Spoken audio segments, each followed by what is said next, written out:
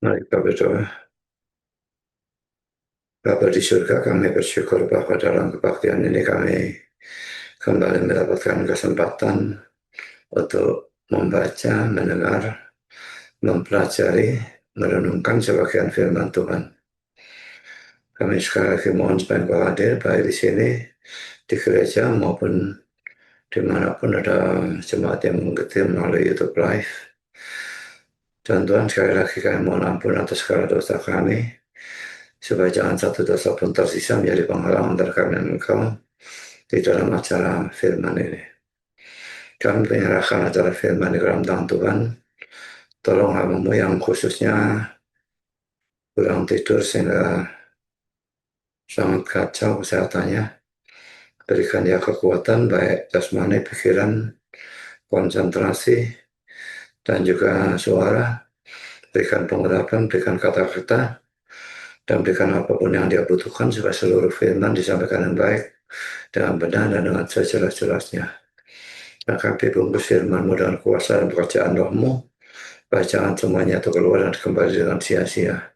Tapi biarlah semuanya tertanam, tumbuh, berbuah dalam kehidupan kami untuk kemuliaan nama Tuhan. Tolong kami semua dalam mendengar, berikan hati yang terbuka, berikan kesegaran, konsentrasi yang baik, dan juga pencerahan yang secukupnya, supaya semua kami bisa mengerti apa yang disampaikan, dan biarlah kami bukan hanya pendengar dan pengerti firman, tapi juga pelaku dan penangkap firman, bahkan oleh pemberita firman. Kami sadar juga bahwa setan pasti bekerja. Kami mohon Kau kuatkan semua kami mengapai godaan setan di dalam bentuk apapun. Terima kasih Bapa. Berfirman kami siap untuk mendengarkan. Dalam nama Yesus kami berdoa. Amin.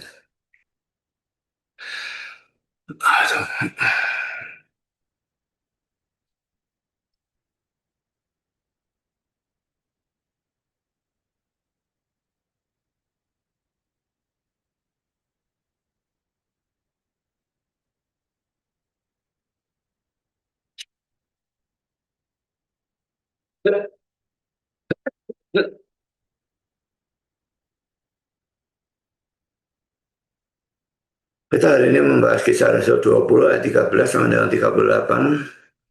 Kita baca dulu teksnya ya.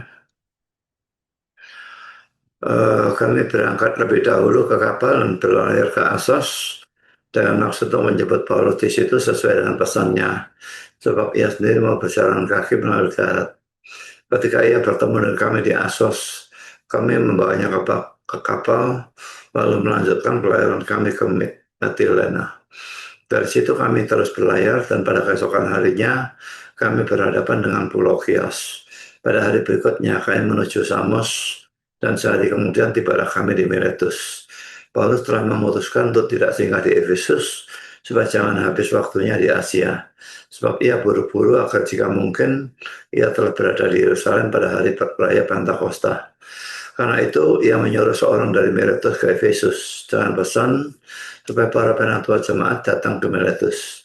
Sesudah mereka datang, berkatalah ia kepada mereka, kamu tahu bagaimana aku hidup di antara kamu sejak hari pertama aku tiba di Asia ini.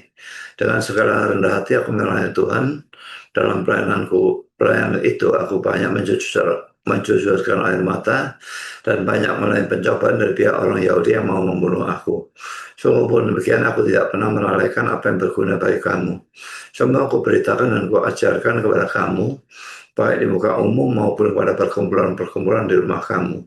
Aku senantiasa bersaksi kepada orang-orang Yahudi dan orang-orang Yunani, supaya mereka bertobat kepada Allah dan percaya pada Tuhan kita Yesus Kristus. Tetapi sekarang sebagai tawanan roh, aku pergi ke Yerusalem, dan aku tidak tahu apa yang akan terjadi atas diriku di situ. Selain daripada yang dinyatakan Roh Kudus dari kota ke kota kepadaku, bahwa penjara dan sengsara menunggu aku. Tapi aku tidak menghiraukan nyawaku sedikit pun, asal saja aku dapat mencapai garis akhir dan menyelesaikan pelayanan yang ditugaskan oleh Tuhan Yesus kepadaku untuk memberikan kesaksian Injil kasih karunia Allah. Dan sekarang aku tahu bahwa kamu tidak akan melihat mukaku lagi. Kamu sekalian telah kukunjungi untuk memberitakan kerajaan Allah. Sebab itu pada hari ini aku bersaksi kepadamu bahwa aku bersih. tidak bersalah terhadap siapapun yang akan binasa. Sebab aku tidak lalai memberitakan seluruh maksud Allah kepadamu. Karena itu jagalah dirimu dan jagalah seluruh kawanan. Karena kamulah yang tetapkan Roh Kudus menjadi penilik untuk menggambarkan jangkauan Allah yang diperoleh dengan darahnya sendiri. Aku tahu bahwa sesudah aku pergi, serigala-serigala yang ganas akan masuk ke tengah-tengah kamu dan tidak akan menyayangkan kawanan itu. Bahkan dari antara kamu sendiri akan muncul beberapa orang yang dengan ajaran palsu mereka berusaha menarik murid-murid dari jalan yang benar dan supaya mengikut mereka. Sebab itu berjaga-jaga dan ingatlah bahwa aku 3 tahun lamanya, siang malam, dengan tiada berhenti-hentinya, menasihati kamu masing-masing dengan mencucurkan air mata. Dan sekarang aku menyerahkan kamu pada Tuhan dan kepada firman kasih karunia-Nya yang berkuasa membangun kamu dan menganugerahkan kepada kamu bagian ditentukan bagi orang-orang yang telah dikuduskannya. Perak atau emas dan pakaian tidak pernah aku ingini dari siapapun juga. Kamu sendiri tahu bahwa dengan tanganku sendiri, aku telah bekerja untuk memenuhi keperluanku dan keperluan kawan-kawan seperjalananku. Dalam segala sesuatu telah kuberikan contoh pada kamu, bahwa dengan bekerja demikian, kita harus membantu orang-orang yang lemah dan harus mengingat perkataan Tuhan Yesus, sebab Ia sendiri telah mengatakan, adalah lebih berbahagia daripada memberi adalah lebih berbahagia memberi daripada menerima. Ntar ya, mungkin ada yang kurang nih. Ya, kisah 20 ayat 35.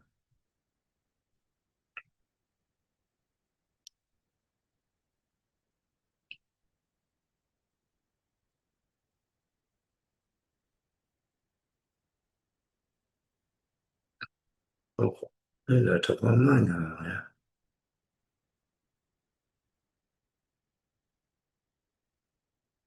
Oh, malah dari sini nggak ada petiknya. Saya ulangi ya 35. Dalam segala sesuatu telah kuberikan contoh pada kamu bahwa dengan bekerja demikian kita harus membantu orang-orang lemah dan harus mengingat perkataan Tuhan Yesus. Sebab Ia sendiri telah mengatakan ada lebih berbahagia memberi daripada menerima. Sesudah mengucapkan kata-kata itu, Paulus berlutut dan berdoa bersama-sama dengan mereka semua. Maka menangislah mereka semua terseduh-seduh, dan sambil memeluk Paulus, mereka berulang-ulang mencium dia. Mereka sangat berduka cita, terlebih-lebih karena ia katakan bahwa mereka tidak akan melihat mukanya lagi. Lalu mereka mengantar dia ke kapal.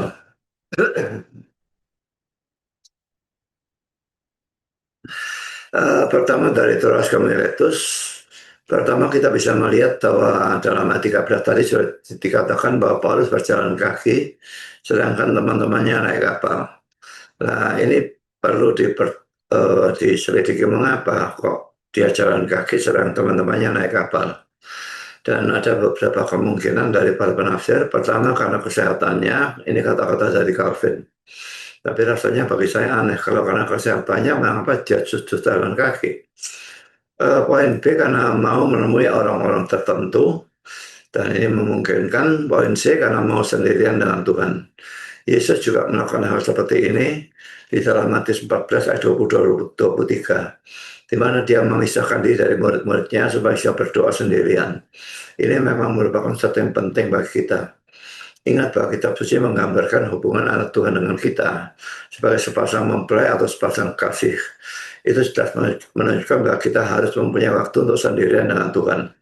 Jadi dalam satu kebaktian kita bisa berdoa bersama-sama dan kita bisa mendengarkan firman bersama-sama.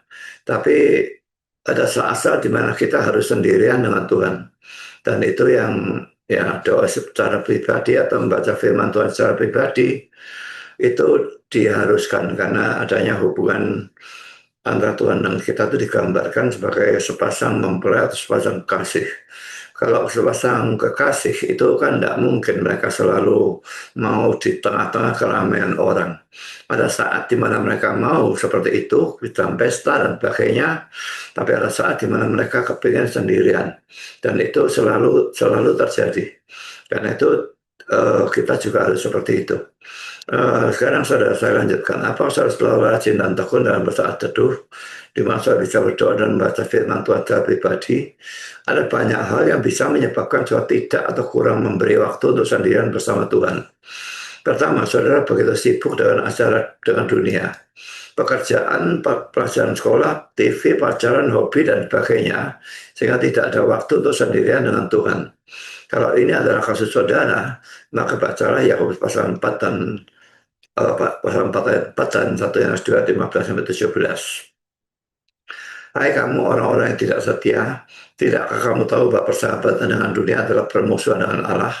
Jadi barang siapa tidak menjadi sahabat dunia ini, ia menjadikan dirinya musuh Allah. 1 Yohanes 2 15 17. Janganlah kamu mengasihi dunia dan apa yang ada di dalamnya. Jikalau orang mengasihi dunia, maka kasih akan Bapa tidak ada di dalam orang itu.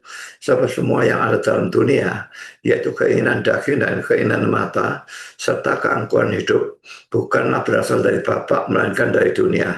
Dan dunia ini sedang lenyap dengan keinginannya, tapi orang yang melakukan kehendak Allah tetap hidup selama-lamanya. Ingat juga ya bahwa Tuhan tidak senang kalau ada Allah lain dalam hidup saudara. Dan itu hukum pertama dari 10 hukum Tuhan di dalam Keluaran 20 ayat yang ketiga. Jadi kalau ada apapun atau siapapun ya yang saudara setarakan, apalagi saudara utamakan lebih daripada Tuhan, maka itu menjadi Allah lain dalam kehidupan saudara. Dan itu melanggar hukum pertama dari firman tadi 10 hukum Tuhan. Dan saya lanjutkan dengan poin yang kedua. Saya sibuk dengan pelayanan sehingga tidak ada waktu untuk Tuhan. Ini banyak yang seperti ini, khususnya pendeta biasanya ya. Karena banyaknya pelayanannya, akhirnya tidak ada waktu belajar dan tidak ada waktu untuk berdoa juga. Mungkin dia lebih mencari uang dari pelayanan itu, sehingga mengabaikan waktu belajar firman dan sebagainya. Kalau ini adalah kasus saudara, maka mari kita membaca ayat ini ya. Lukas 10 ayat 38 sampai 42. Ketika Yesus dan murid-muridnya dalam perjalanan, tibalah ia di sebuah kampung. Seorang perempuan bernama Maria menerima dia di rumah, bernama Marta menerima dia di rumahnya. Perempuan ini mempunyai seorang saudara yang bernama Maria.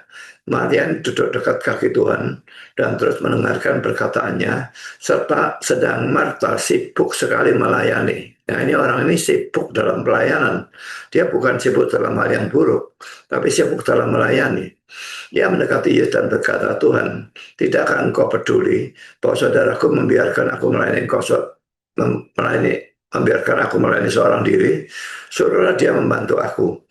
Tapi Tuhan menjawabnya, Marta, Marta, engkau khawatir dan menyusahkan diri dengan banyak perkara. Tapi hanya satu saja yang perlu. Maria telah memilih bagian yang terbaik, yang tidak akan diambil daripadanya. Jadi pelayanan itu hal yang baik, tetapi bukan hal yang terbaik. Dalam hal ini, tidak selalu seperti itu ya. Tapi dalam hal ini mereka dikunjungi oleh Yesus. Dan tentu tidak akan terlalu sering Yesus mengunjungi mereka, sekalipun jelas Yesus mengasihi ketika ini Maria, Marta dengan Lazarus nanti ya.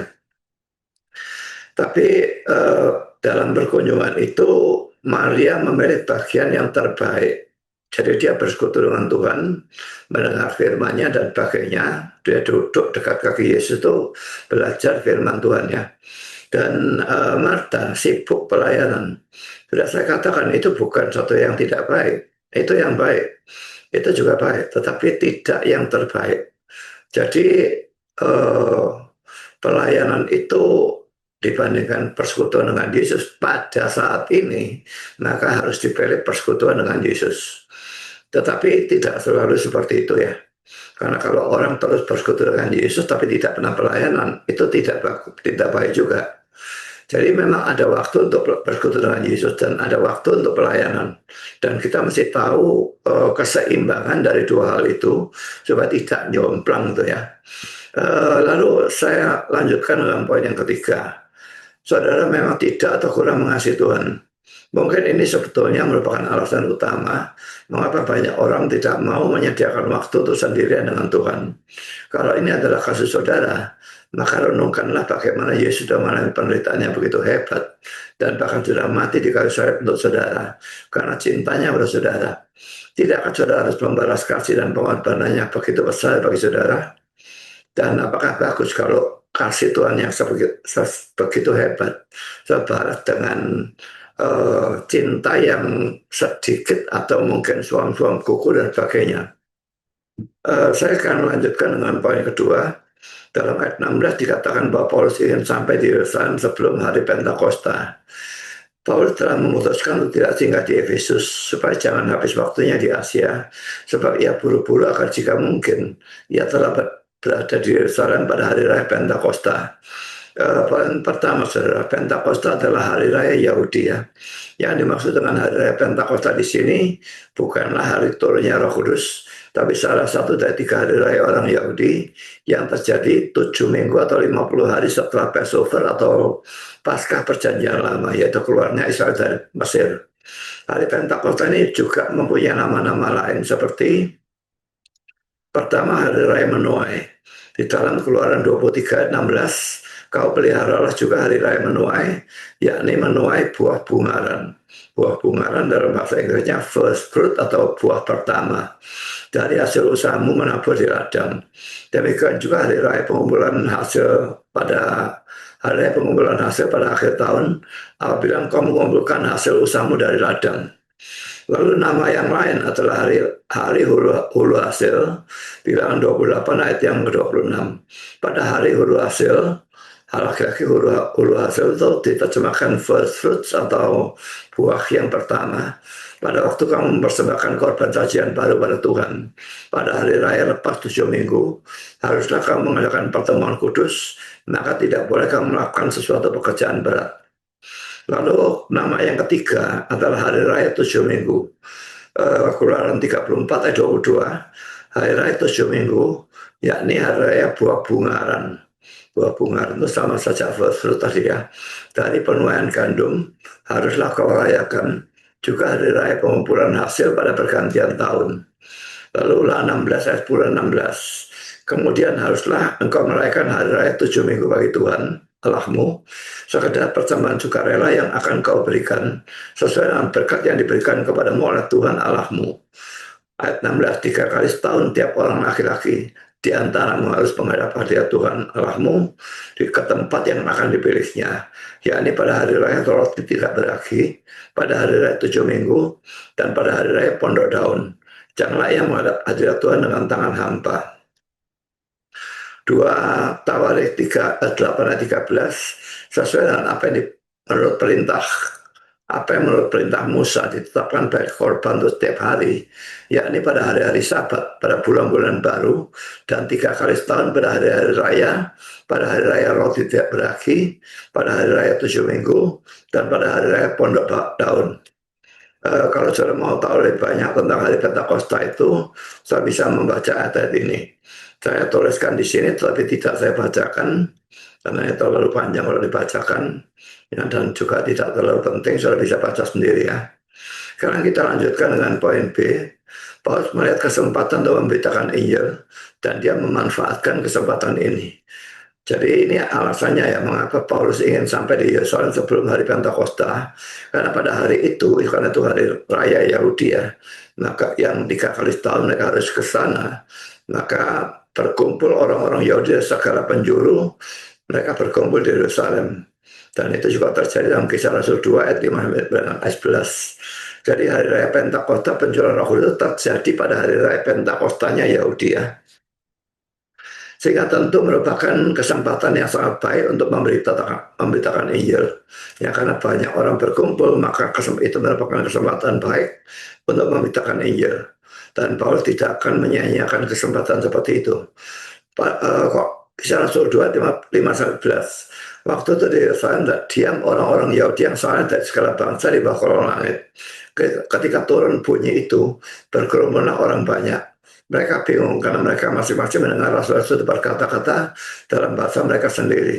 Mereka semua tercengang-cengang dan heran, lalu berkata, bukankah mereka semua yang berkata-kata itu orang Galilea? Bagaimana mungkin kita masing-masing mendengar mereka berkata-kata dalam bahasa kita sendiri? Yaitu bahasa yang kita pakai di negeri asal kita.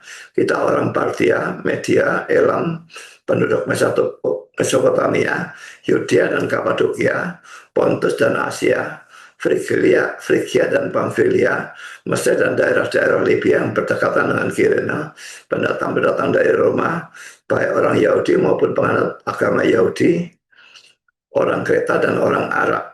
Perhatikan ya, di sini orang Arab sudah mendengar Injil, jadi sangat dini orang Arab ini sudah banyak orang Kristen ya.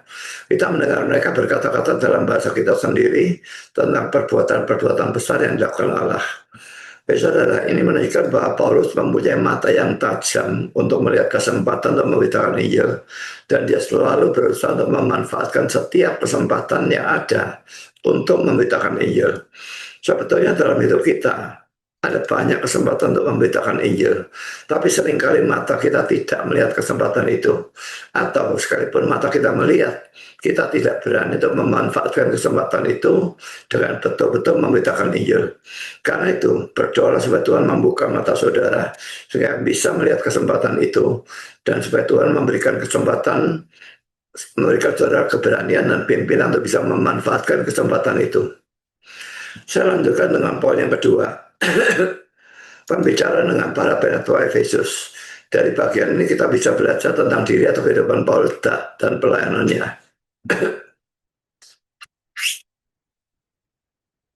Poin A, diri atau kehidupan Paulus. Pertama, Paulus adalah orang yang rendah hati. Kita lihat dalam ayat 19 sekali lagi. Dengan segala rendah hati aku melayani Tuhan. Dalam pelayanan itu aku banyak mencucurkan air mata dan banyak mengenai pencobaan dari pihak orang Yahudi yang mau membunuh aku. Saudara, adalah sesuatu yang aneh bahwa ada seorang yang rendah hati bisa mengakui bahwa ia adalah orang yang rendah hati. Biasanya orang yang rendah hati tidak menyadari kalau ia rendah hati, dan kalaupun ia menyadari hal itu, ia tidak akan mengatakan kepada orang lain bahwa itu adalah orang yang rendah hati. Tidak ada yang lebih menggelikan atau tidak masuk akal daripada orang rendah hati yang menyombongkan kerendahan hatinya. Memang Yesus sendiri mengatakan bahwa ia adalah orang yang rendah hati di dalam Matius 11 ayat yang ke-29. Tapi mungkin Yesus bisa seperti itu karena dia adalah manusia dan sekaligus juga adalah Allah. Matius 11:29, pikulah kuk yang kupasang dan belajarlah padaku karena aku lemah lembut dan rendah hati, dan jiwamu akan mendapat ketenangan. Sebetulnya sekalipun Paulus memang rendah hati, tapi dia tidak mengatakan bahwa dirinya rendah hati. Dia mengatakan bahwa ia melayani Tuhan dengan rendah hati, dan itu berbeda ya. Dan melayani dengan rendah hati artinya dia pertama poin A, dia banyak berdoa dalam melayani. Jadi dia tidak bersandar pada kekuatan, kepandaian, kemampuan atau karunia sendiri, tetapi kepada Allah. Jadi itu rendah hati di dalam melayani Tuhan ya. Bersandar kepada Tuhan dan banyak berdoa. Sekarang saya baca ayat ini 1 Korintus 4. Baik perkataanku maupun pemberitaanku tidak kusampaikan dengan kata-kata hikmat yang meyakinkan, tetapi dengan keyakinan akan kekuatan roh. 2 Korintus 1 ayat 8 dan ayat 9. Sebab kami mau saudara-saudara, supaya kamu tahu akan penderitaan yang kami alami di Asia Kecil. Beban yang ditanggungkan atas kami adalah begitu besar dan begitu berat, sehingga kami telah putus asa juga akan hidup kami. Bahkan kami merasa seolah-olah kami telah jatuh hukuman mati. Tapi hal itu terjadi supaya kami jangan menaruh kepercayaan pada diri kami sendiri. Kalau seperti itu jadi sombong ya. Tetapi hanya pada Allah yang membangkitkan orang-orang mati. Sekarang 2 Korintus 12 ayat 10. Dan supaya aku jangan menikahkan diri karena penyataan-penyataan yang luar biasa itu, maka aku diberi suatu duri dalam dagingku, yaitu seorang utusan iblis untuk menggocok aku, supaya aku jangan menikahkan diri. Tentang hal itu aku sudah 3 kali berseru pada Tuhan, supaya utusan iblis itu mundur daripadaku. Tapi jawab Tuhan kepadaku, cukuplah kasih karunia bagimu, sebab justru dalam kelemahanlah kuasaku menjadi sempurna. Sebab itu terlebih suka aku bermegah atas kelemahanku, supaya kuasa Kristus turun menaungi aku. Karena itu, aku senang dan rela dalam kelemahan, di dalam siksaan, di dalam kesukaran, di dalam penganiayaan dan kesesakan oleh karena Kristus. Sebab jika aku lemah, maka aku kuat. Ya, jadi semua penderitaannya membuat dia lemah, dan itu membuat dia banyak berdoa, dan itu membuat dia jadi kuat. Sebagai penerapan, apa saudara banyak berdoa dalam pelayanan saudara?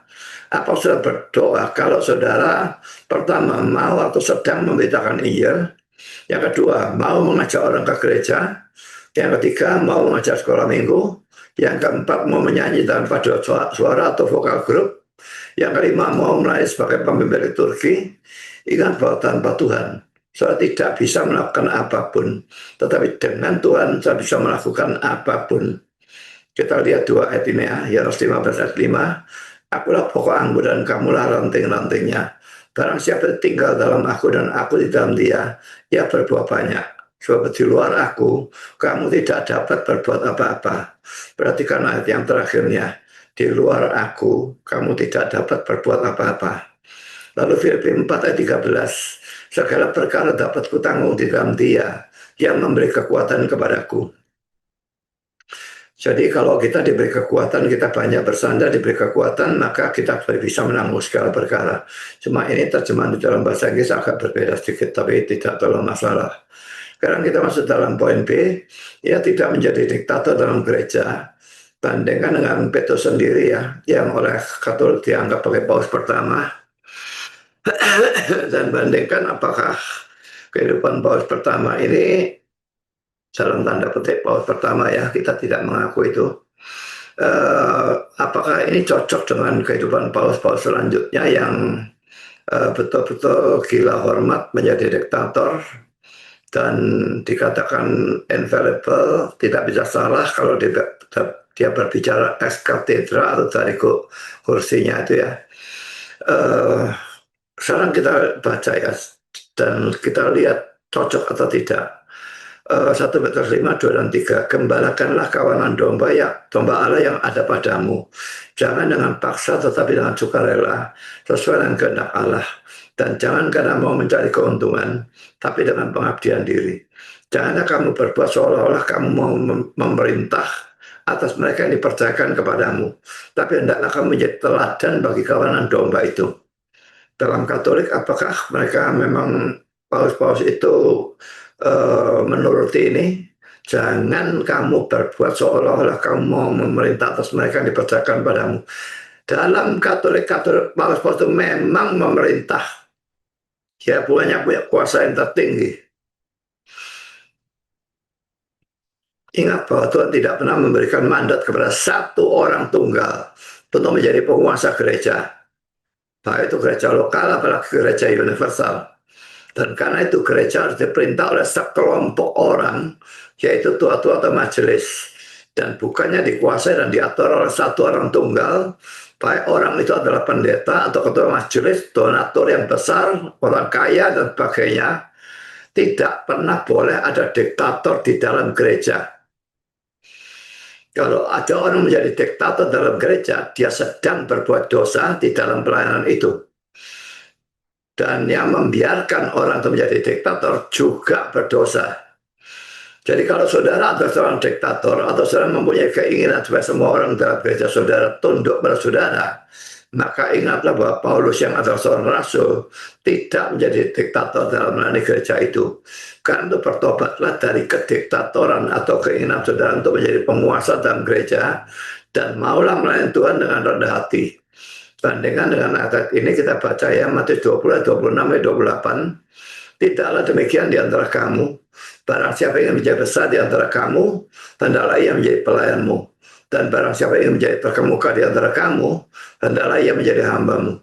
Sang Anak Manusia datang bukan untuk dilayani, melainkan untuk melayani dan untuk memberikan nyawanya menjadi tebusan bagi banyak orang.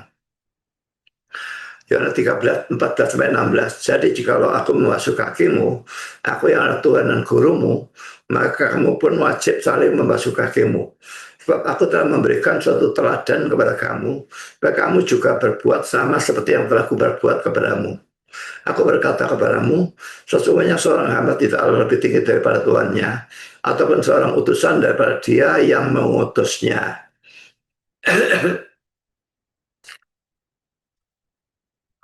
Poin yang kedua, Paulus adalah orang yang penuh dengan kasih dan beban dalam pelayanannya. Beban itu maksudnya dia betul-betul terbeban, jadi betul-betul serius di dalam pelayanannya. Tapi bukan berarti menganggap pelayanannya sebagai beban yang memberatkan. Itu jadi berkebalikan nanti ya. Ini terlihat dari seringnya ia mencucurkan air mata dalam pelayanannya. Ayat 19 dan 31 kita baca ya. Dan dengan segala rendah hati aku melayani Tuhan, dalam pelayanan itu aku banyak mencucurkan air mata dan banyak melalui pencobaan dari pihak Yahudi, pihak orang Yahudi yang mau membunuh aku. Ayat 31, sebab itu berjaga-jaga dan ingatlah bahwa aku 3 tahun lamanya siang malam dengan tiada henti-hentinya menasihati kamu masing-masing dengan mencucurkan air mata. Karena 2 Korintus 2 ayat 4, aku menulis kepada kamu dengan hati yang sangat cemas dan sesak dan dengan mencucurkan banyak air mata. Bukan supaya kamu bersedih hati, tapi supaya kamu tahu betapa besarnya kasihku kepada kamu semua. Filipi 3:18, karena seperti yang telah kerap kali kukatakan kepadamu dan yang kunyatakan pula sekarang sampai menangis, banyak orang yang hidup sebagai seteru salib Kristus. Saudara, banyak orang menganggap bahwa air mata menunjukkan kelemahan. Tapi ini jelas merupakan sesuatu yang salah. Ingat bahwa Paulus sering mencucurkan air mata, sudah kita baca tadi. Dan Yesus pun juga menangis dalam Yohanes 11 ayat ke-35.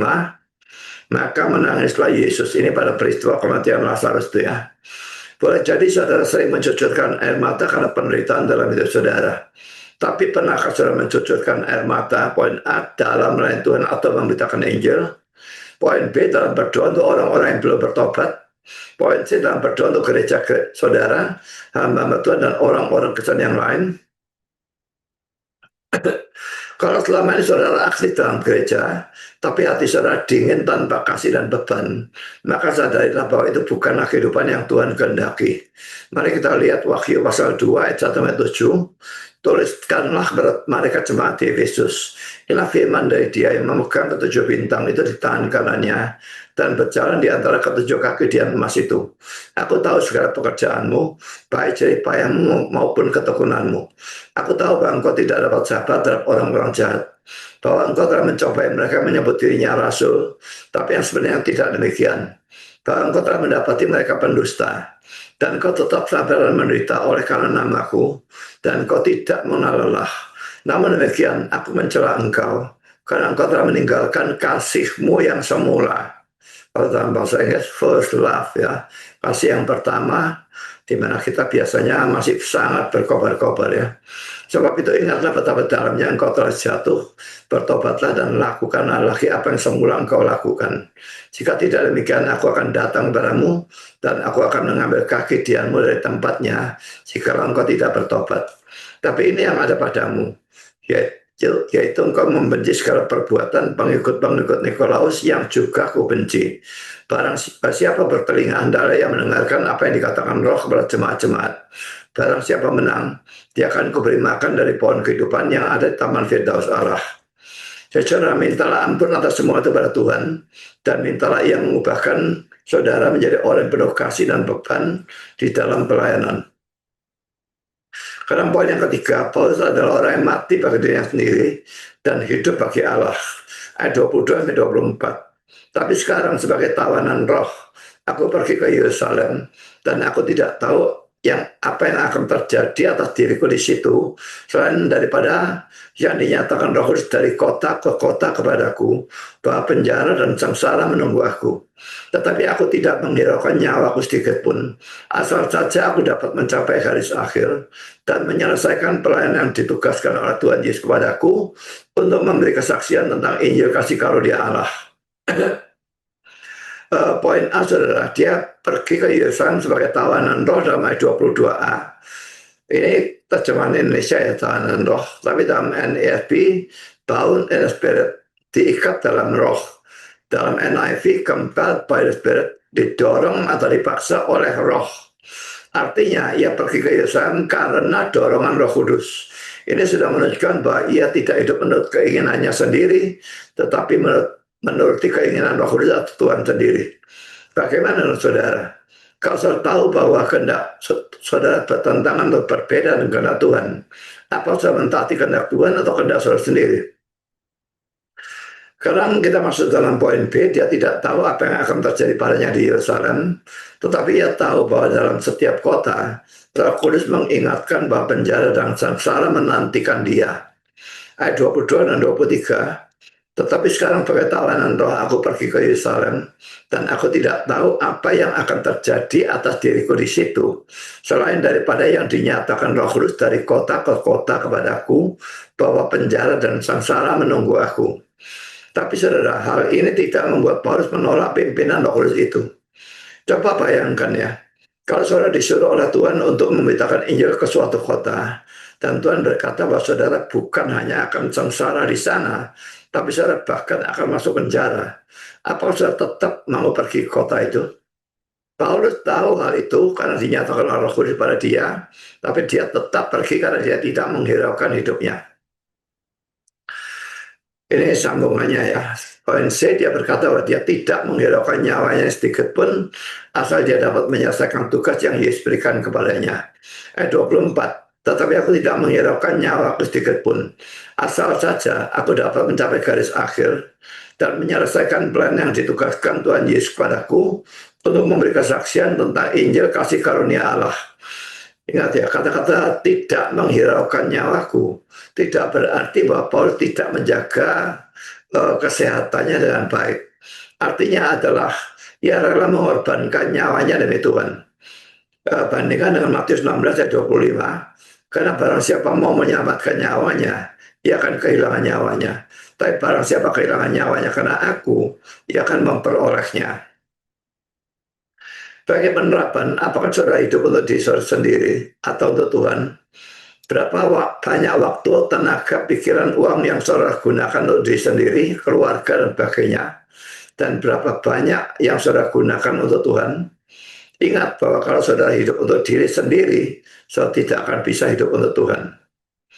Ya, memang ada waktu untuk diri sendiri itu pasti ya. Karena kita butuh bekerja, kita butuh tidur dan sebagainya. Tidak bisa 100% untuk Tuhan. Tapi perbandingannya itu yang perlu dipikirkan ya. Apakah lebih banyak untuk diri sendiri atau lebih banyak untuk Tuhan. Dan itu menentukan apakah kita lebih mengutamakan Tuhan atau lebih mengutamakan diri kita sendiri. Yang keempat, Paulus adalah orang yang tidak tamak. Saya bacakan ayat 33 sampai dengan 35. Perak atau emas atau pakaian tidak pernah aku ingin dari siapapun juga. Kamu sendiri tahu bahwa dengan tanganku sendiri, aku telah bekerja untuk memenuhi keperluanku dan keperluan kawan-kawan seperjalananku. Dalam segala sesuatu telah kuberikan contoh kepada kamu, bahwa dengan bekerja demikian, kita harus membantu orang-orang yang lemah dan harus mengingat perkataan Tuhan Yesus. Sebab ia sendiri telah mengatakan, adalah lebih berbahagia memberi daripada menerima. Poin A, dalam ayat 33 disebutkan bahwa dia tidak mengirim perak atau emas atau pakaian dari siapapun juga. Jadi pada zaman itu orang menyimpan harta bukan hanya dalam bentuk emas dan perak, tapi juga dalam bentuk pakaian yang indah dan mahal. Karena itu maka dalam Matius 6, 19-20 saya melihat bahwa harta bisa dirusak oleh ngengat. Ngengat itu kayak apa ya, itu kayak rayap ya saya kira ya. Matius 6, 19-20, janganlah kamu mengumpulkan harta di bumi. Di bumi ngengat dan karat merusakkannya, dan pencuri membongkar serta mencurinya. Jadi harta di bumi ini tidak pernah aman, bisa dirampok, bisa dicuri, dan juga bisa dirusak oleh ngengat, karat, dan sebagainya. Tetapi kumpulkanlah bagimu harta di sorga. Di sorga ngengat dan karat tidak merusakkannya, dan pencuri tidak membongkar serta mencurinya. Jadi saudara, di mana saudara menimbun harta? Di dunia ini atau di surga? Kalau saudara menimbun harta di dunia, saudara mungkin bahagia di dalam dunia ini karena bisa berfoya-foya dengan uang saudara. Tapi begitu saudara mati, saudara masuk, kalaupun saudara masuk surga, saudara tidak punya pahala apa-apa. Saya lanjutkan, tetapi baik perak atau emas atau pakaian tidaklah diinginkan oleh Paulus. Jadi Paulus ini sama sekali tidak mata duitan, dan Calvin juga adalah orang seperti itu. Mengapa saya tahu bicara tentang Calvin, nanti saya akan tunjukkan ya. David Kauf, seorang ahli sejarah, mengatakan tentang Calvin sebagai berikut. Poin pertama, kekayaan dan kehormatan tidak mempunyai daya tarik baginya. Ia membubung tinggi di atas uang yang kotor dan ambisi duniawi. Satu-satunya ambisinya adalah ambisi yang suci dan murni untuk melayani Allah dengan sebaik-baiknya. Dari kalau saya melayani apa, saya melayani dengan sebaik-baiknya atau melayani secara asal-asalan. Yang poin yang kedua juga dari David Huff. Ketika Paus Pius keempat mendengar tentang kematiannya, kematian dari Calvin ya, ia memberikan penghormatan ini. Kekuatan dari orang sesat ini, jadi Calvin tentu saja bagi orang Katolik ini Pausnya tentu menganggap Calvin sebagai orang sesat ya. Tapi bagi kita ya Pausnya yang sesat adalah ini, bahwa uang tidak pernah mempunyai daya tarik yang paling kecil sekalipun untuknya. Jika saya mempunyai pelayan-pelayan seperti itu, daerah kekuasaanku akan meluas dari laut ke laut. Bahwa dia mengatakan bagian ini ya, jika saya mempunyai pelayan-pelayan seperti itu, daerah kekuasaanku akan meluas dari laut ke laut. Ya, jadi dan ini suatu pengandaiannya. If I had such servants, my dominions would extend from sea to sea.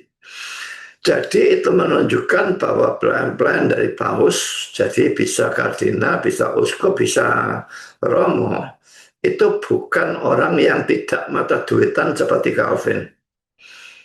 Ya, itu jelas sekali dari kutipan ahli sejarah ini. Sekarang sebagai penerapan, setiap saudara, apalagi kalau saudara asal seorang hamba Tuhan, harus meniru Paulus dan Calvin dalam hal ini. Baik catatan, mungkin saudara heran mengapa saya tahu-tahu membicarakan Calvin di sini. Ini saya lakukan karena adanya pendeta-pendeta yang tanpa tahu siapa Calvin yang sebenarnya, bagaimana kehidupannya, dan apa yang telah ia lakukan, dan bagaimana pelayanan dan ajarannya telah mengecam dan bahkan memfitnah Calvin. Saya kira yang saya maksudkan ini kan tulisan lama ya. Saya kira yang saya maksudkan adalah Suhento Liao, Stephen Liao, dan sebagainya itu GBI Agrafe banyak sekali memfitnah baik Calvin maupun para Calvinis yang lain dan juga ajaran Calvinisme sendiri, itu semua difitnah. Orang-orang terkutuk itu kalau mereka cuma menyerang, saya tidak masalah. Tapi mereka bukan menyerang, mereka memfitnah. Karena itulah maka saya dengan Isra waktu itu datangi mereka di sana dan debat dengan mereka di sana dengan tujuan utama membongkar fitnah mereka di hadapan umum.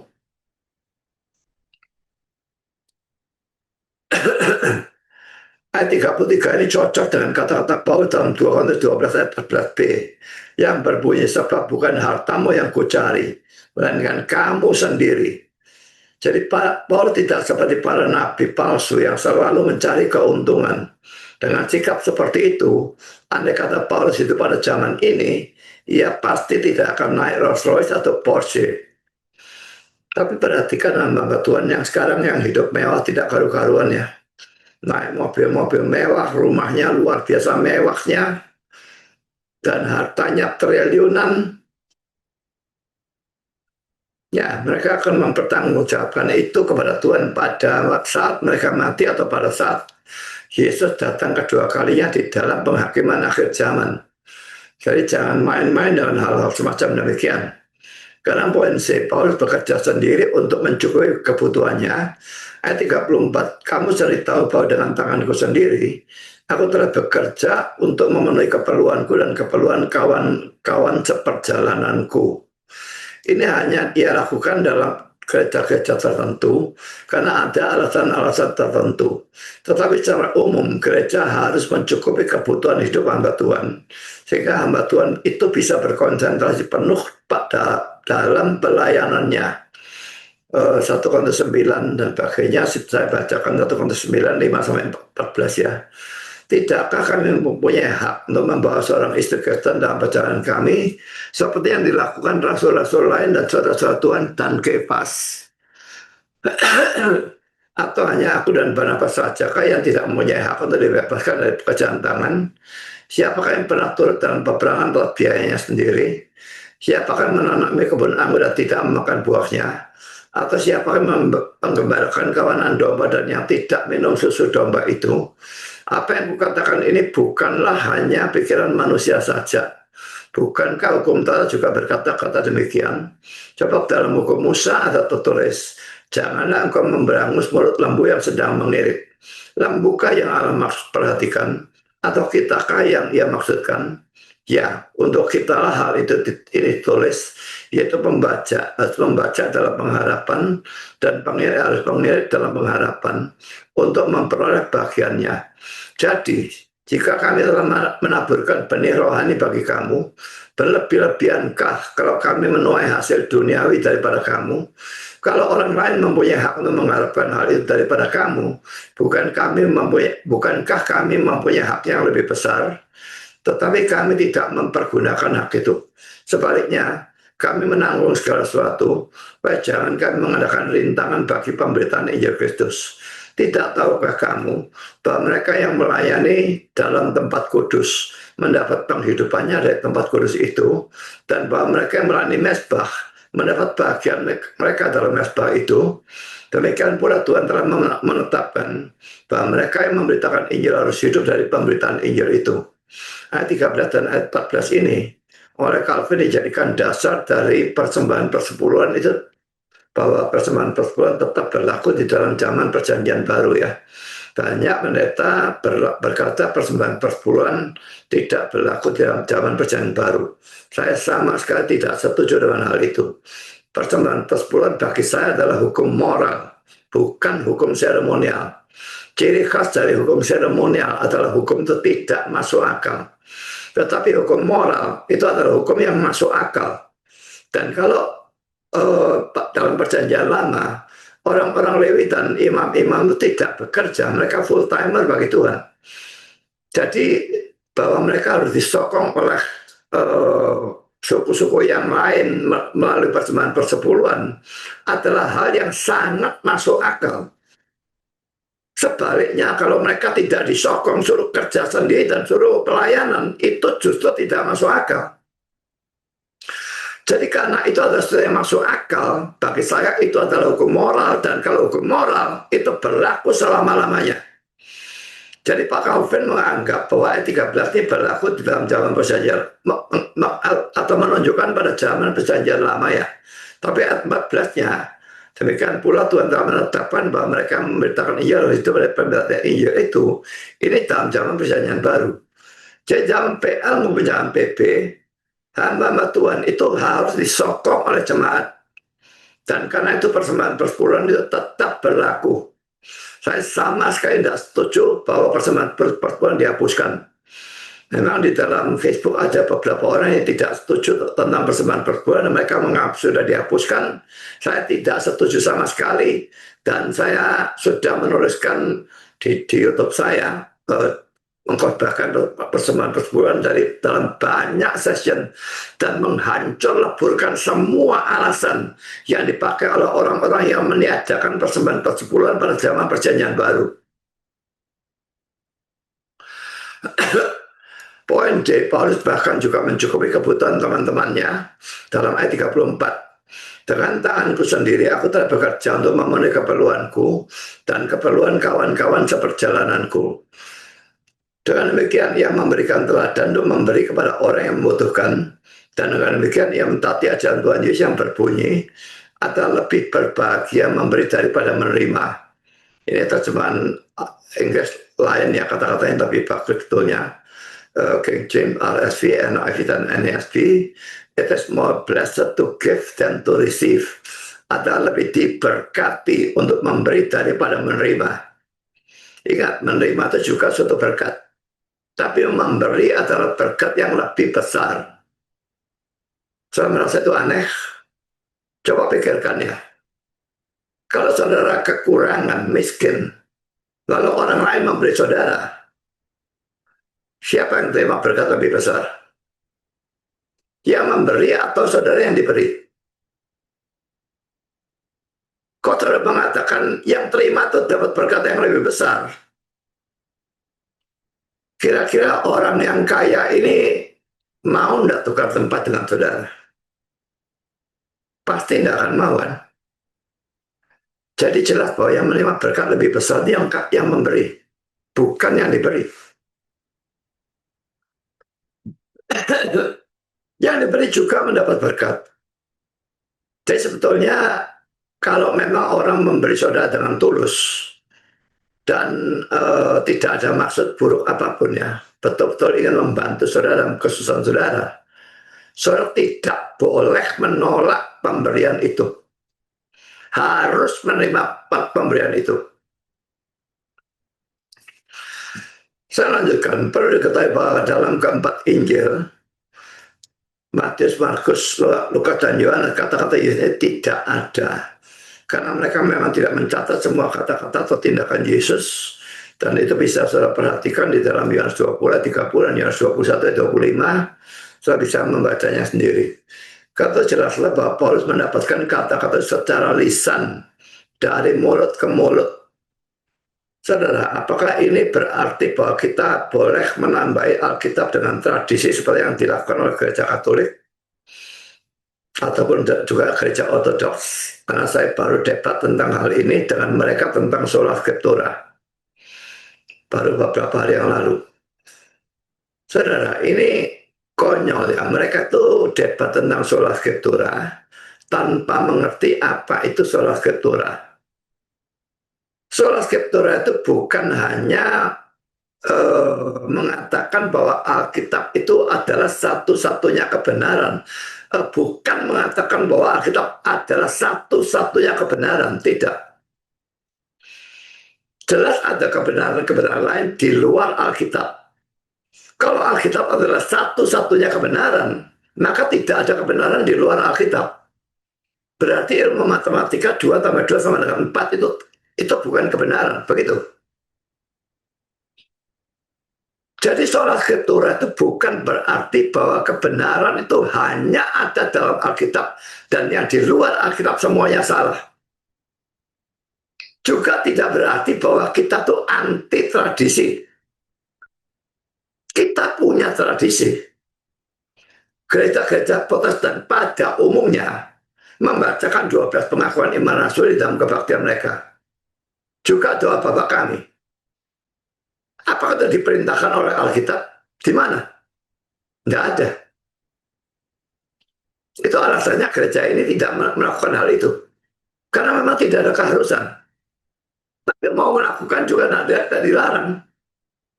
Jadi itu cuma tradisi. Tapi pada waktu tradisi itu tidak bertentangan dengan Alkitab, itu tidak bisa disalahkan. Jadi yang kita anti adalah tradisi yang tidak cocok dengan Alkitab atau bertentangan dengan Alkitab. Dan tradisi seperti itu yang sangat banyak di dalam gereja Katolik maupun gereja Ortodoks. Dan itu yang kita tentang. Dalam perdebatan itu, salah satu dari mereka menunjuk kepada ayat ini. Ini Paulus tidak dapat dari tradisi dari mana?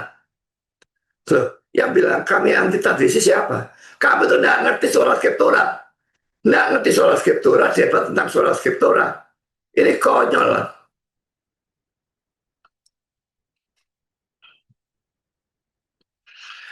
Saya masuk poin B, pelayanan Paulus. Poin pertama, ia menekankan penginjilan dalam ayat 21 dan 24.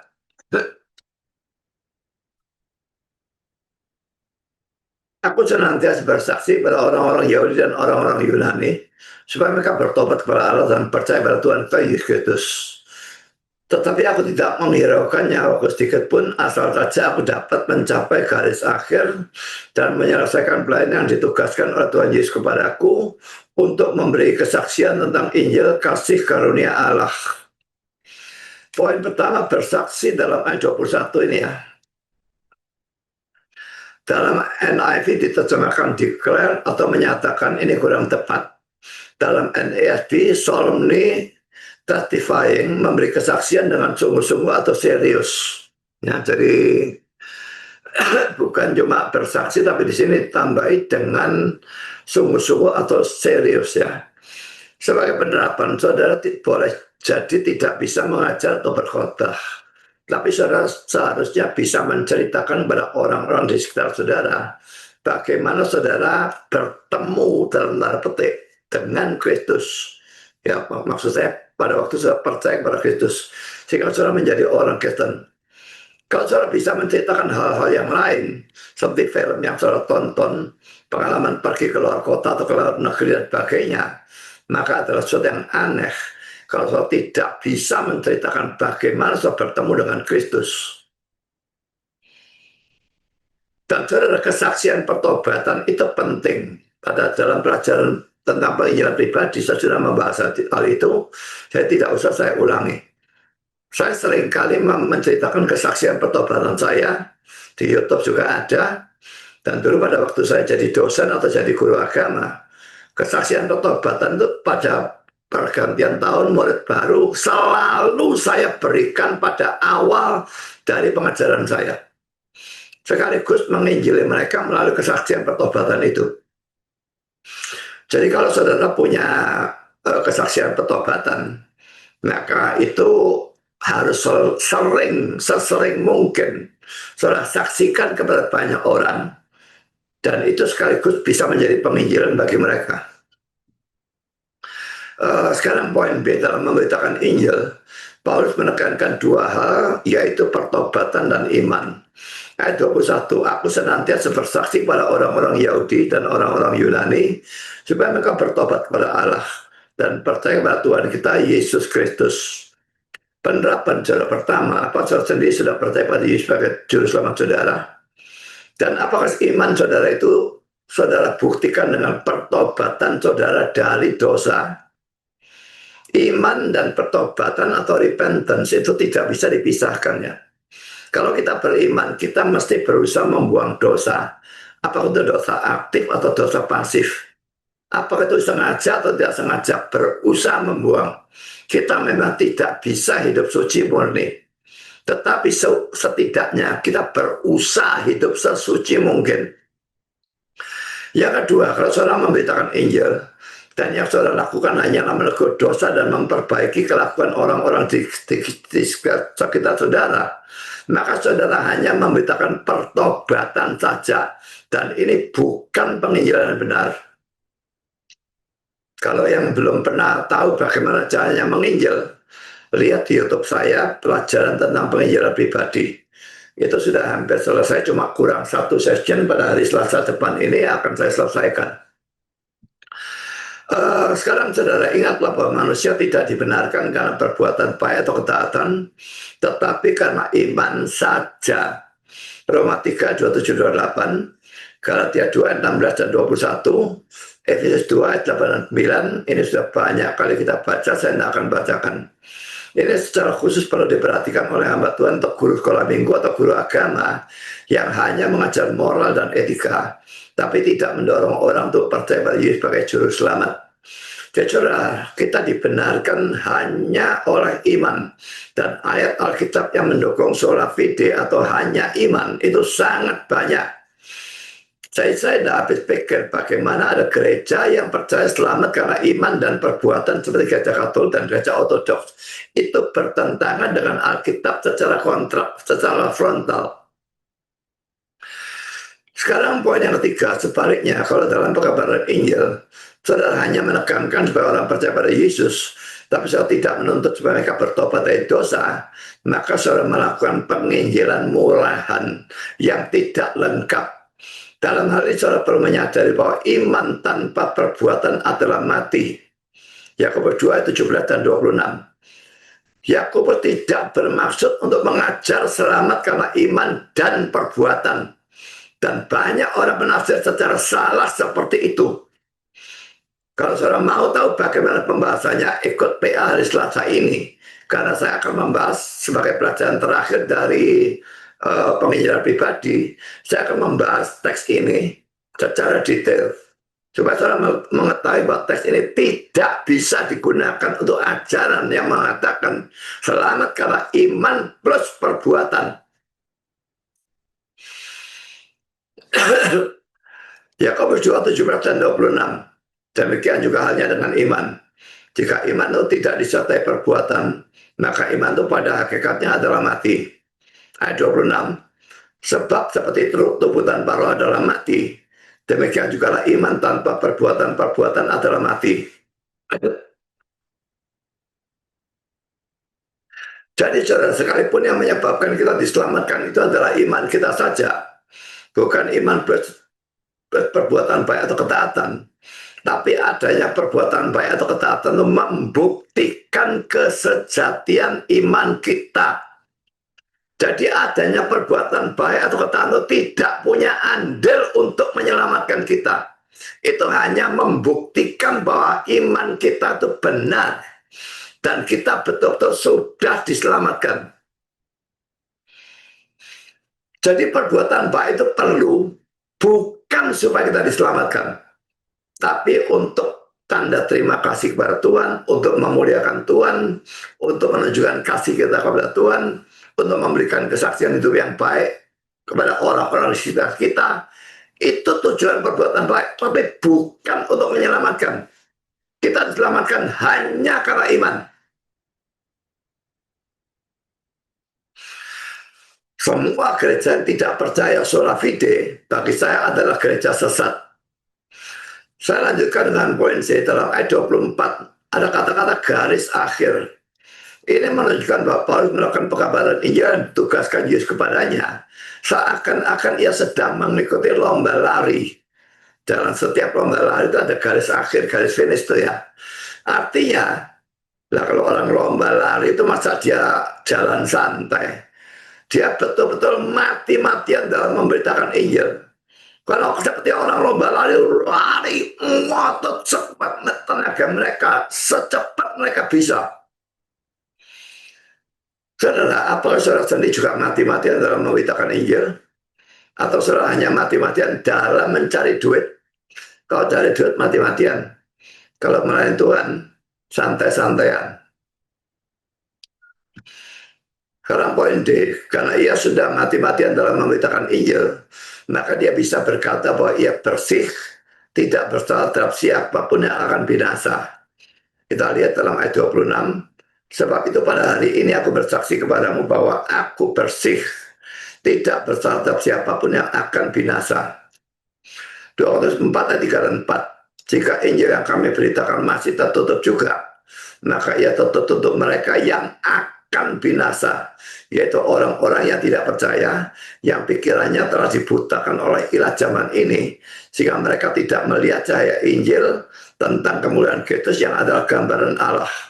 Yesaya 3:18-19, kalau aku berfirman kepada orang jahat, engkau pasti dihukum mati, dan engkau tidak memperingatkan dia atau tidak berkata apa-apa untuk memperingatkan orang jatuh dari hidup yang jahat, supaya ia tetap hidup.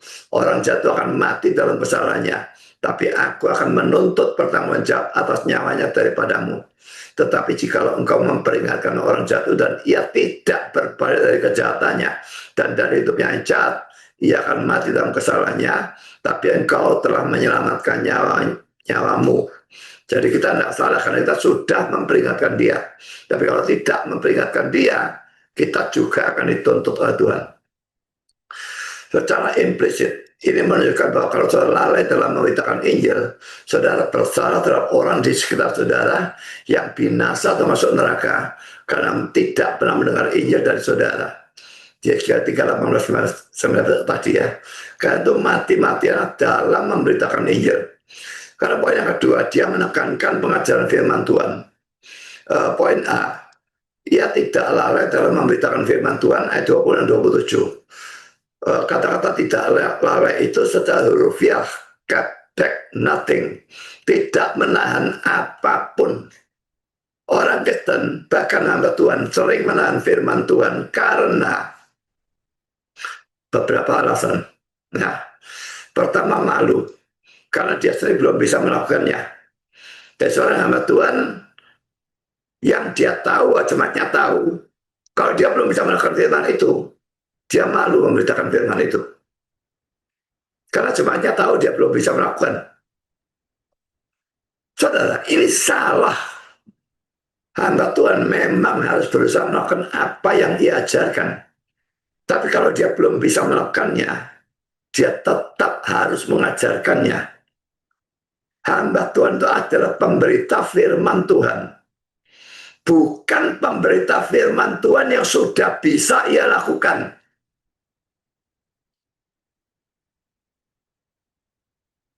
Jadi belum bisa melakukan firman Tuhan, bukan alasan untuk tidak memberitakan firman Tuhan yang belum bisa kita lakukan itu.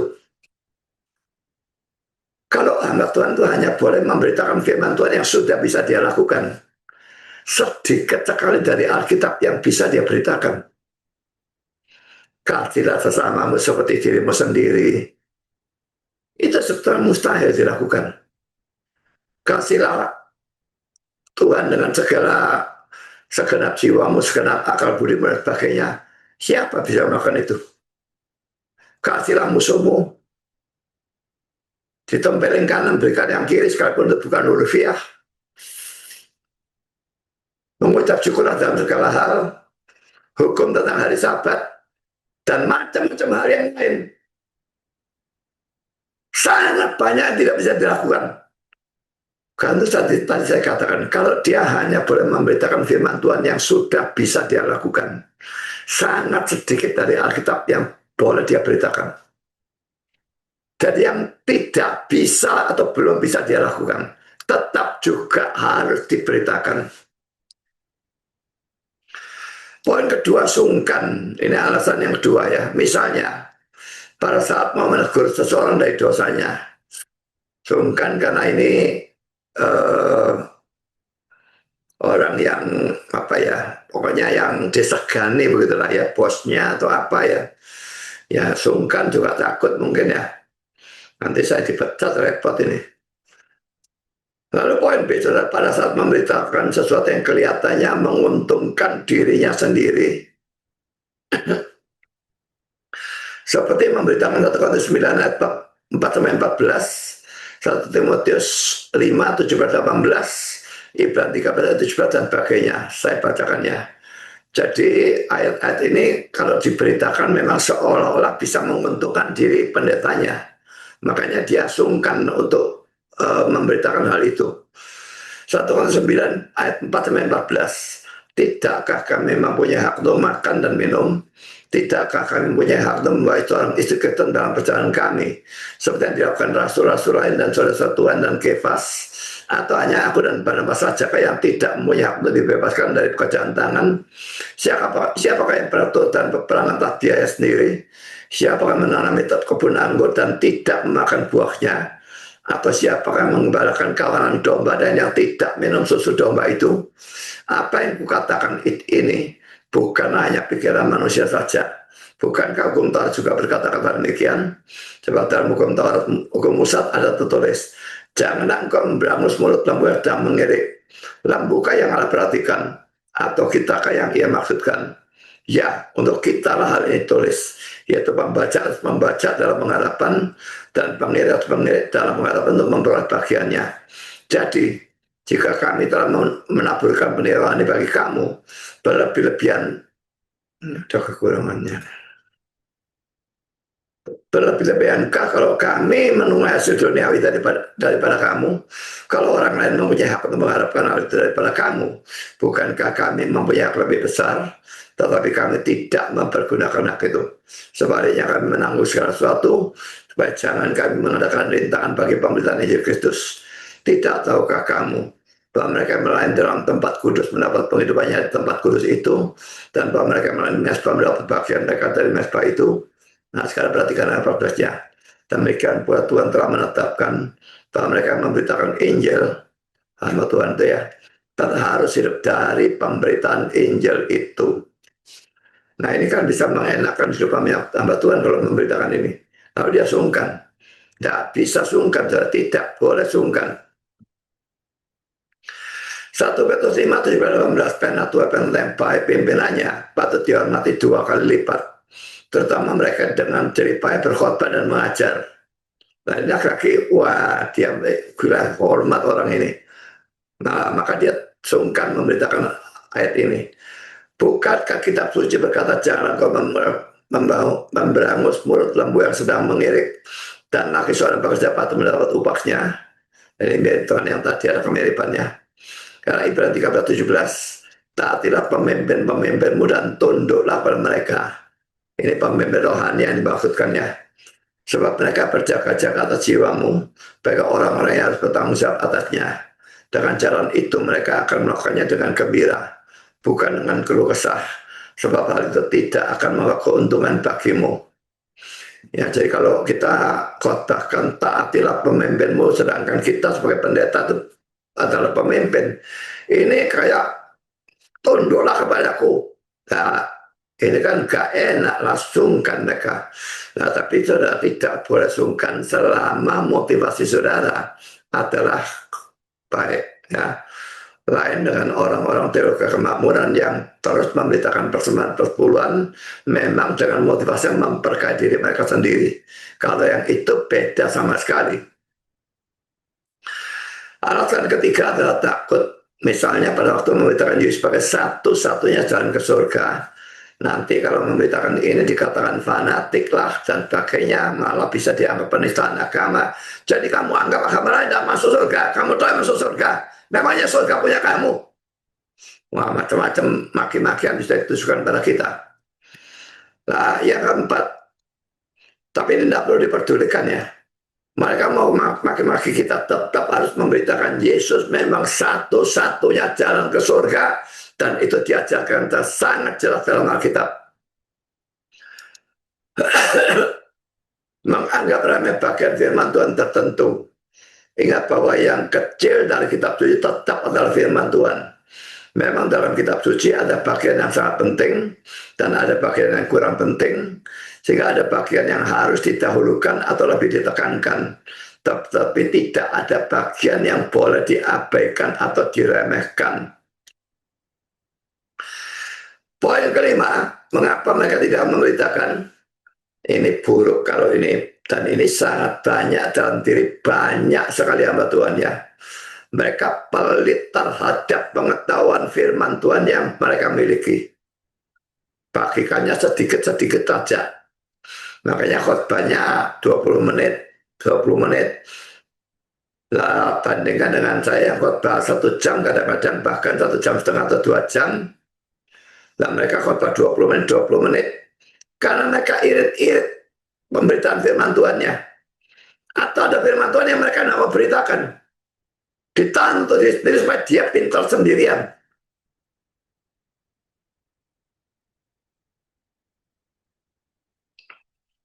Saya sangat royal membagikan firman Tuhan. Melalui YouTube, melalui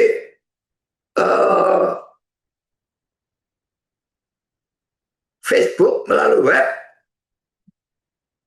Memang kalau melalui YouTube dapat duit, tapi saudara, mungkin jarang ya pendeta yang masukkan videonya ke YouTube dan tidak mau iklan di tengah-tengah. Perhatikan, banyak sekali pendeta, bahkan pendeta reform, yang khotbahnya dipenuhi dengan iklan supaya dia dapat duit lebih banyak. Padahal itu bisa disetting, minta kepada YouTube, tidak mau iklan. Maunya hanya di depan atau pada paling belakang. Memang dengan cara itu dapat duit lebih sedikit.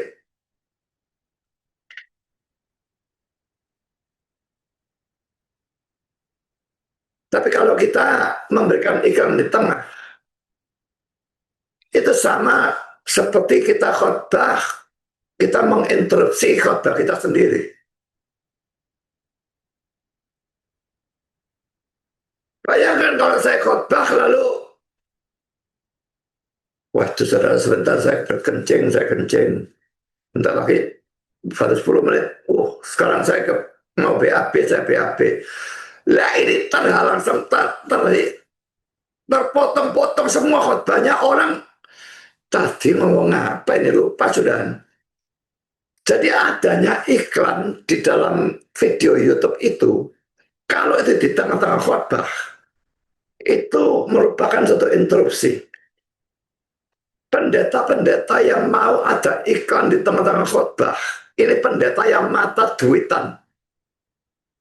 Saya tidak peduli itu siapa.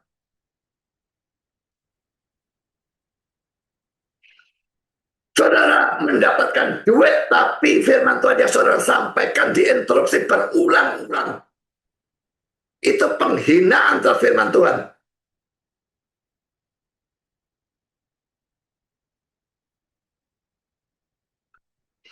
Saya pernah nonton video YouTube yang setiap 4-5 menit ada iklan. Tiap 4-5 menit ada iklan. Males nonton yang model seperti itu.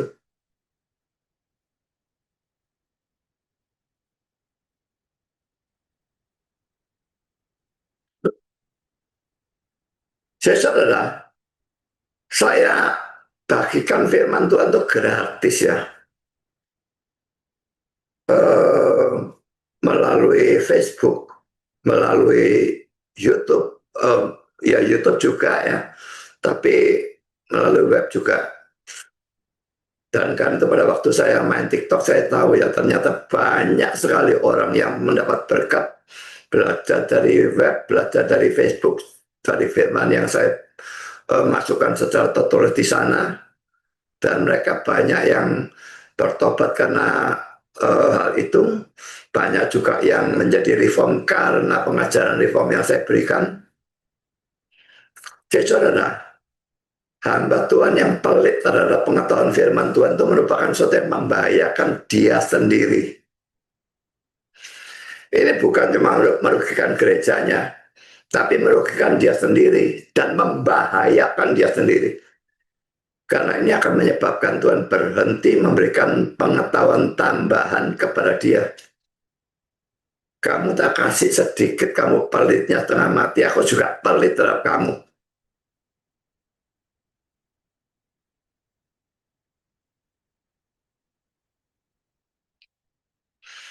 Sekarang poin B.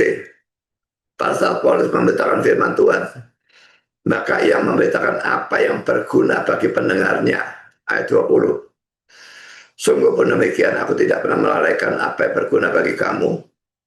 Semua aku beritakan dan kuajarkan kepada kamu, baik di muka umum maupun dalam pergumulan di rumah-rumah kamu, di rumahmu kamu.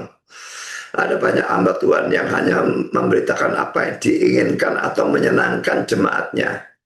Misalnya dengan tidak mengajarkan belajaran yang bersifat doktrinal, yang dianggap sebagai momok bagi banyak orang Kristen. Ya, yang Kristen sungguh-sungguh biasanya senang doktrin. Tapi yang Kristen yang KTP ini biasanya tidak bakal senang doktrin ya. Tetapi hanya mengajarkan hal-hal yang praktis saja. Ingat ya, hamba Tuhan yang hanya mengajarkan moral dan etika dan tidak pernah mengajarkan doktrin sama sekali, itu nabi palsu. Orang senang dengar kabarnya dia, karena dengar ajaran moral dan etika itu enak, langsung bisa diterapkan. Tapi saudara, sekalipun ajaran moral dan etika itu juga penting. Ajaran tentang eksposisi, ajaran tentang doktrin, itu jauh lebih penting. Dan ingat, Injil itu sendiri adalah doktrin. Kalau dia tidak pernah memberikan doktrin, berarti dia juga tidak pernah memberitakan Injil. Memberitakan moral dan etika tanpa ada Injil, berarti orang-orang yang tidak percaya hanya diajari moral dan etika. Percuma, mereka juga tidak akan bisa melakukan. Karena orang-orang yang belum percaya ada dalam keadaan total depravity atau total inability, kebejatan total atau ketidakmampuan total. Diajarkan ajaran moral etika tidak bakal bisa berlatih.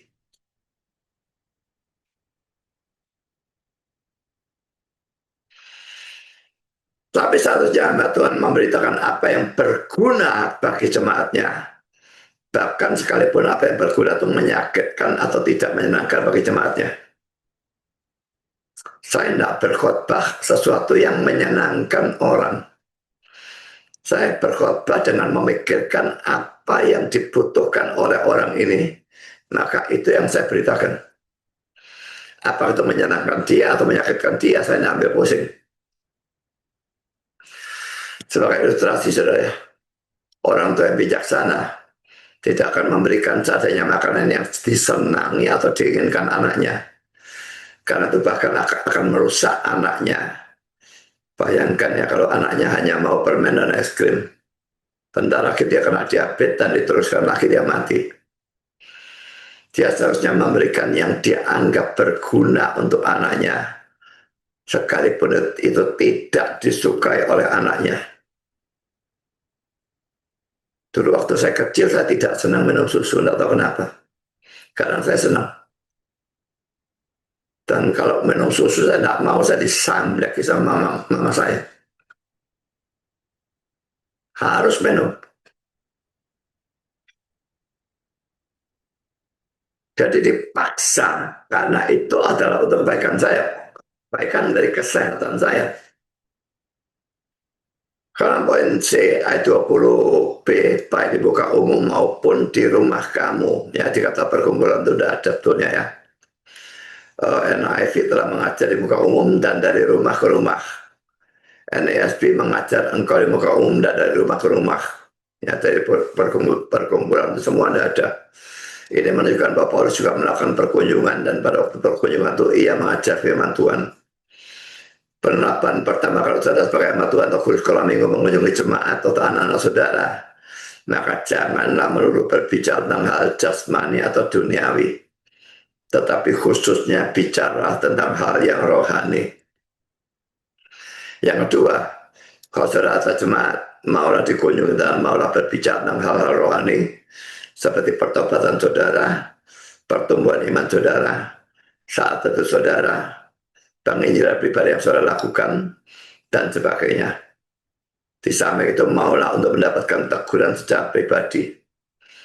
Calvin mengatakan bahwa jemaat yang hanya mau mendengar kata-kata pendetanya dari mimbar, tetapi menjadi marah pada saat ditegur secara pribadi oleh pendetanya, lebih mirip beruang daripada domba. Poin D, Paulus memberitakan seluruh maksud Allah. Ayat 27, sebab aku tidak lalai memberitakan seluruh maksud Allah kepadamu. Artinya, ia memberitakan seluruh firman Tuhan. Ini memang mungkin tidak berarti bahwa dia sudah mengajarkan setiap ayat kitab suci pada mereka. Tapi ini berarti bahwa dia sudah mengajarkan setiap pokok-pokok yang penting kepada mereka semua.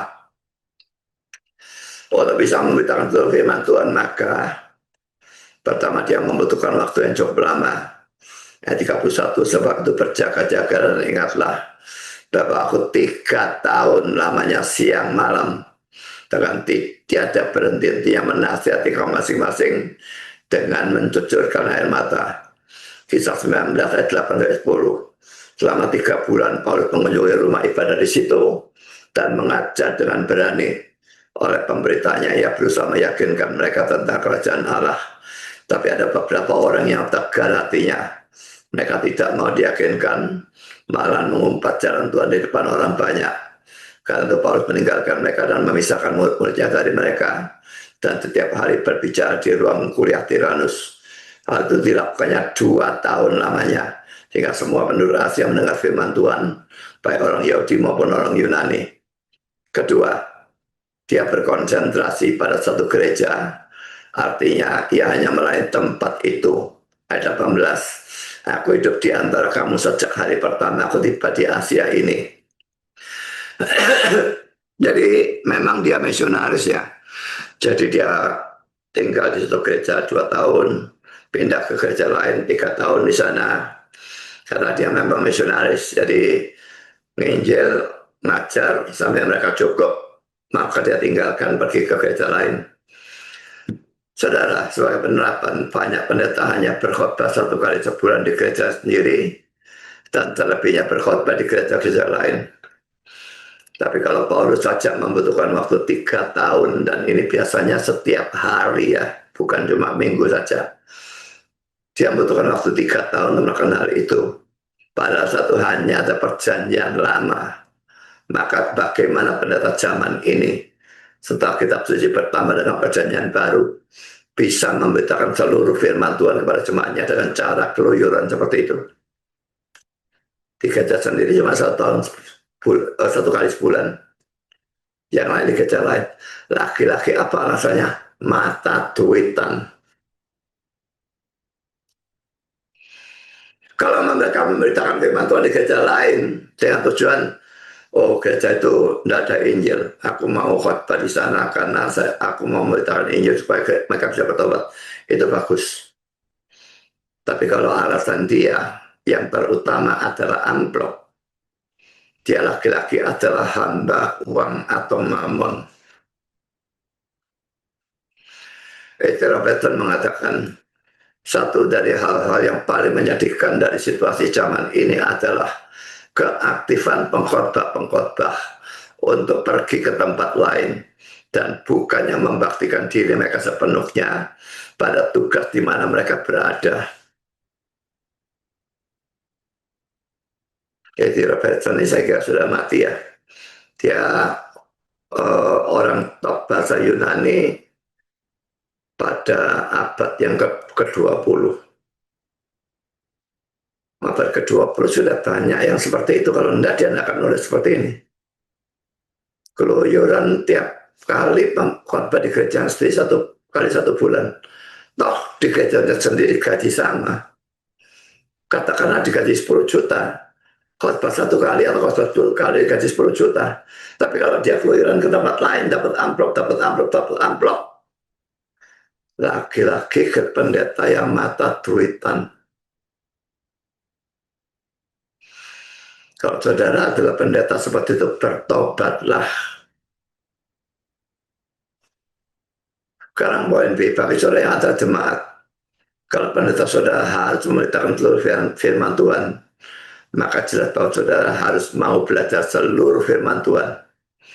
Kalau saudara hanya datang dalam kebaktian saja dan tidak dalam pemahaman Alkitab atau sebaliknya, maka sekalipun pendeta saudara memberitakan seluruh firman Tuhan, saudara tetap hanya mendapat setengah firman Tuhan. Belum lagi kalau saudara saling memboros. Kalau mau datang secara rutin, baik dalam kebaktian maupun dalam pemahaman Alkitab. Dan kalau ada pendeta memberikan makalah, itu jarang ya. Tapi saya selalu memberikan makalah, baca ulang, pelajari ulang. Kalau khotbahnya masuk YouTube, dengar ulang. Supaya itu makin menancap di dalam diri saudara. Tidak mudah lupa.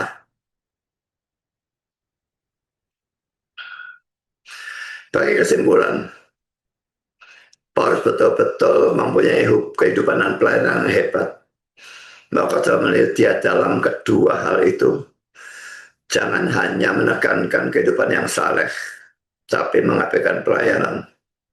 Tapi sebaliknya, juga jangan hanya menekankan pelayanan, tapi mengabaikan kesalahan hidup. Lakukanlah kedua-duanya. Tuhan memberkati saudara. Amin.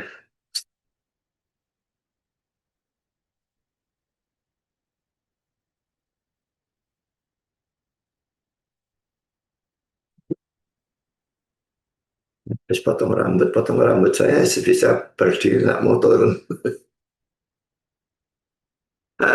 Mari kita berdoa. Bapak di surga, terima kasih bahwa kami sudah boleh mendengar sebagian dari firman Tuhan tentang kehidupan maupun pelayanan Paulus dalam dia memberitakan Injil dan di dalam dia memberitakan firman Tuhan sebagai pengajaran. Tolong kami meniru teladannya.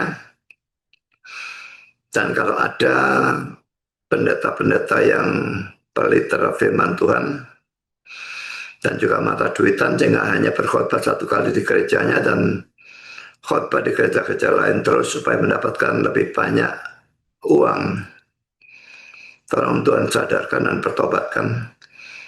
Juga khotbah-khotbah yang dimasukkan YouTube oleh banyak pengkhotbah dan pendeta yang dipenuhi dengan iklan-iklan supaya mendapatkan uang lebih banyak. Kiranya Engkau juga menyadarkan dan mempertobatkan mereka. Terima kasih Bapa. Dalam nama Yesus kami berdoa. Amin.